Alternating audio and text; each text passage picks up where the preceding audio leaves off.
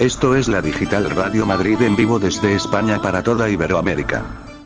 En el día de hoy, ese liderazgo se genera fundamentalmente con una nueva capacidad, con una nueva visión, con una nueva orientación, con una nueva voluntad que implica entender que un individuo no es materialmente ningún agente suficiente para conducir un proceso y que cualquier proceso en la actualidad tiene que ser objeto de esa decisión colectiva.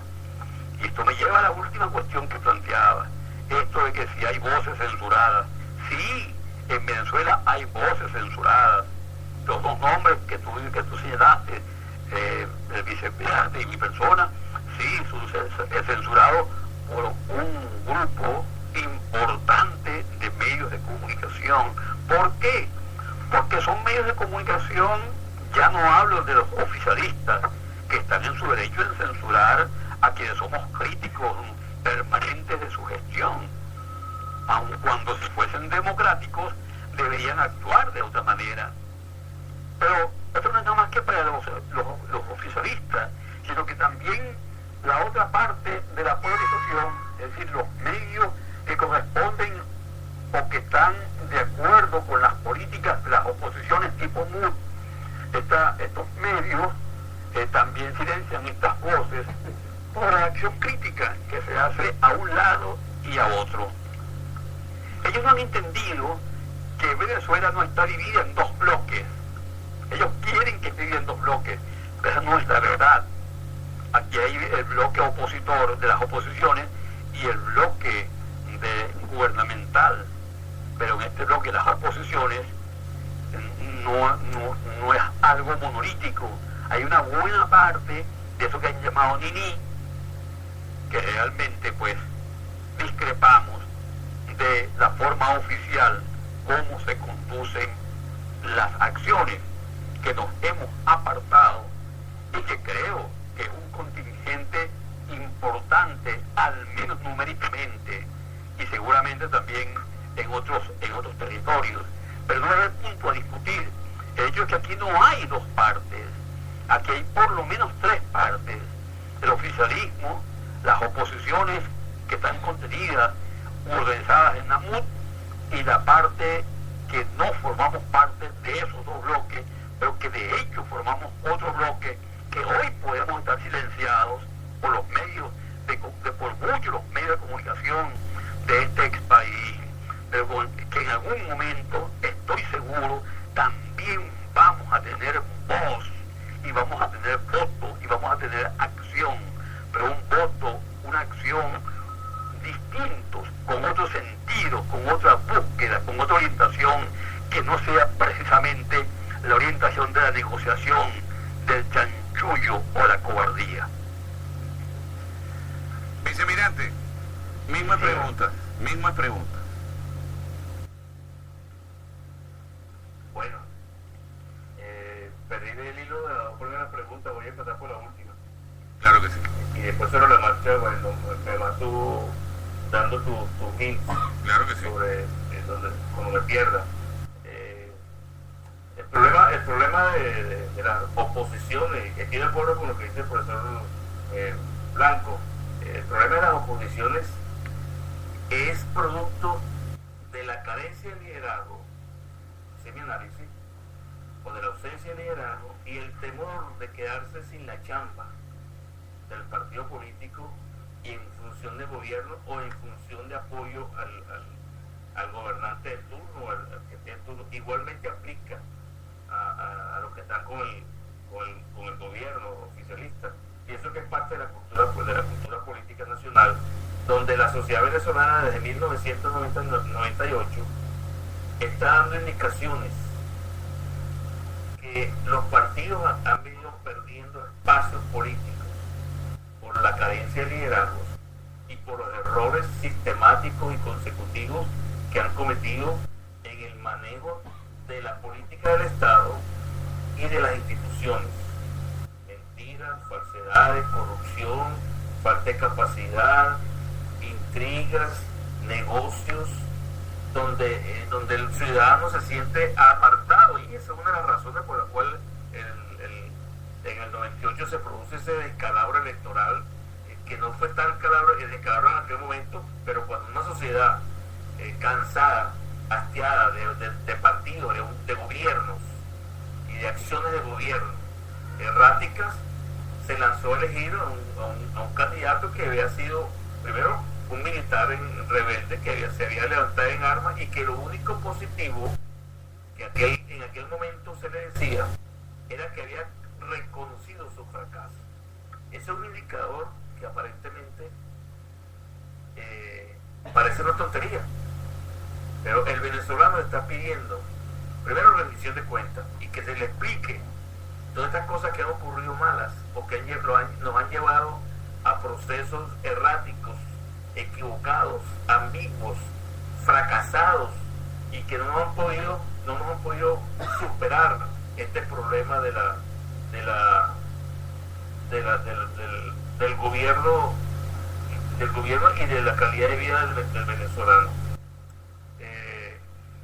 El presidente Chávez se montó en esa onda, o el gobierno de Chávez se montó en esa onda con sus características personales y logró un espacio importante de gobierno, pero la oposición se siguió quedando atrás, y resulta que ahora, en ausencia del líder, que es el principal problema que nosotros tenemos, no hay liderazgo, no hay liderazgo, no hay equipos que se incorporen de ese liderazgo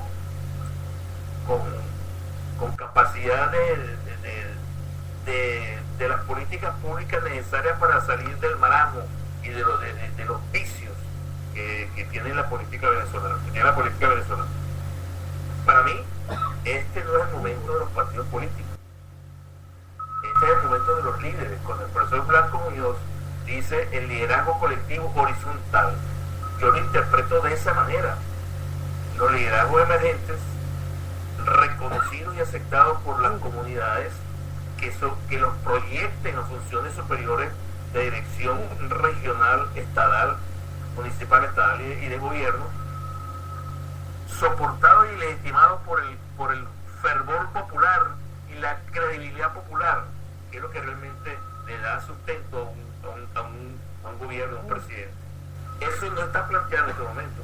El líder que tenemos se ha venido construyendo en lo que dicen inténtalo y equivócate. O sea, me lanzo la candidatura, fracasé aquí, analizo por qué fracasé, vuelvo de nuevo, y el Capriles del 7 de octubre, no es porque lo haya escuchado en otras partes, sino porque es la impresión que a mí me dio, no es el mismo Capriles del 15 de enero, de los primeros días de enero que llega el 14 de abril. Es otro hombre, otro discurso político.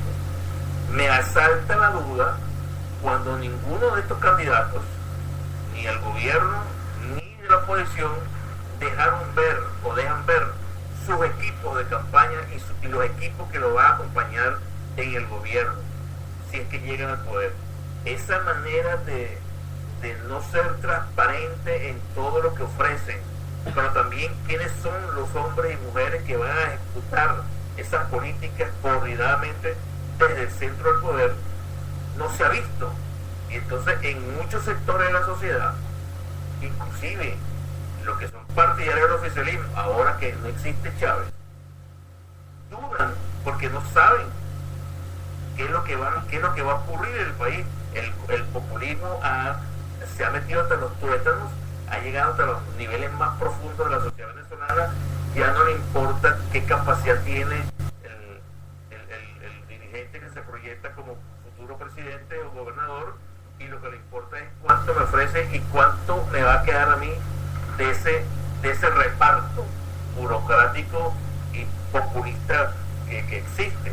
Es importante este punto porque en el último estudio que hicieron las Naciones Unidas para el Desarrollo, el Programa para el Desarrollo, que fue aprobado, firmado por todos los presidentes en Perú en el año 2005-2004, en uno de los apartes de ese estudio dice que el sudamericano o el hombre latinoamericano, ya sabemos que son las clases más populares de nuestros países, no le importa qué tipo de gobierno, si es militar, dictadura o lo que sea, con tal que le resuelva los problemas sociales.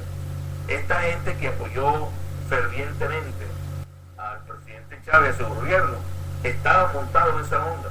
Pero aparte de ello, el gobierno introdujo en el sector social venezolano el concepto recesivo de la lucha de clases.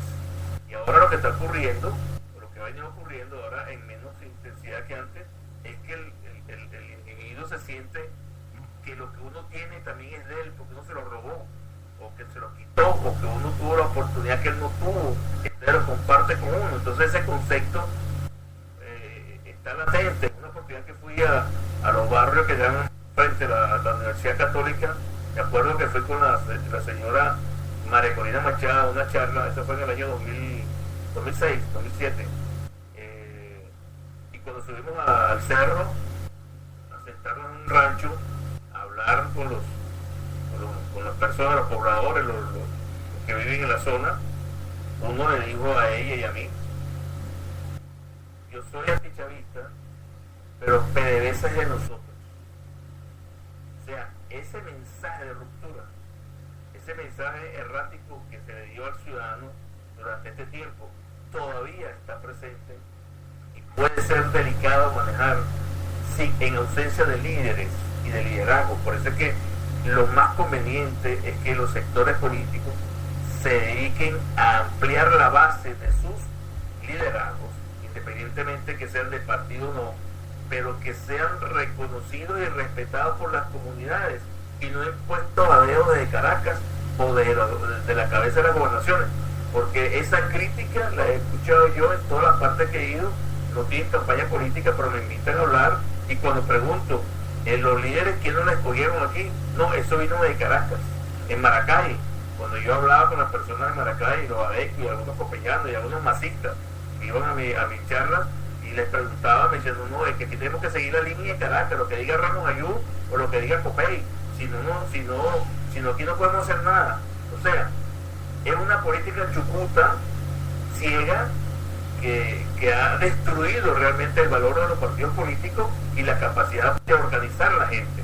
Y si ahora le agregamos que no hay líderes, que hacen falta líderes, pero no el líder que grite en un programa de televisión o la telepolítica, o que le ofrezca un cargo, o que te diga: mira, si te vas conmigo te toca tal cosa. El líder que despierte, que se conecte con el sentimiento y que crea que los problemas van a ser resueltos de la mejor manera si esta persona llega a ocupar un puesto a nivel ejecutivo en cualquiera de los tres niveles de la estructura política nacional. Y eso es lo que yo veo que y se repite. Ahora en las últimas elecciones lo pude comprobar. Yo trataba de informar que esa última marcha que hizo Capriles en Caracas, que fue, creo que una de las marchas más grandes que ha habido aquí políticamente hablando, sin remolque o con mínimo de remolque, si esa misma gente hubiese salido el día de la elección de una manera pacífica, como dice el profesor, silente, en las comunidades, en las calles de Caracas o del interior, esperando el resultado, pero movilizados y activados, yo creo que la actitud del Consejo Electoral hubiese sido diferente, o lo hubiese pensado mucho para tomar una decisión tan errática como la que tomaron, o para actuar de esa manera, pues, de fraude, que todavía yo no sé las cifras, yo no he visto todavía cifras, ni números, ni porcentajes. Hay mucha gente que dice cosas, pero yo no les creo realmente, porque no le veo el carácter oficial del origen de la información. Eso es lo que puedo decir referente a estas cosas. Por otra parte, sí, en el caso de que he sido vetado, no tanto porque yo critique a los partidos políticos, ni critique los lineamientos, con razón o no, equivocado o no, que yo pueda, posiciones que yo pueda asumir, sino hay dos factores importantes en mi caso. Primero, porque soy militar retirado. Los militares en general, los militares retirados son rechazados por el sector político. Rechazados. Uno de los factores más negativos que pude yo comprobar en Miraflores cuando estuve jefe de la Casa Militar era el rechazo que tenía el sector político hacia las Fuerzas Armadas. Un rechazo que puede estar justificado de alguna manera, pero también había rechazo del sector militar